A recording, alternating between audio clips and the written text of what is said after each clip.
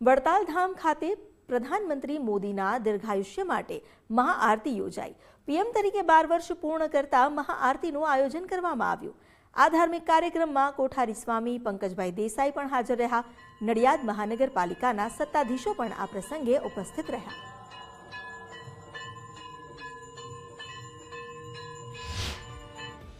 સમગ્ર વિશ્વ ફલક ઉપર ભારત માતાનું નામ ગૌરવથી પ્રસ્થાપિત કરવાનું શ્રેય આપણા આદરણીય લોકલાડીલા હિન્દુ હૃદય સમ્રાટ માનનીય વડાપ્રધાન શ્રી નરેન્દ્રભાઈ મોદી સાહેબના નામે જાય છે।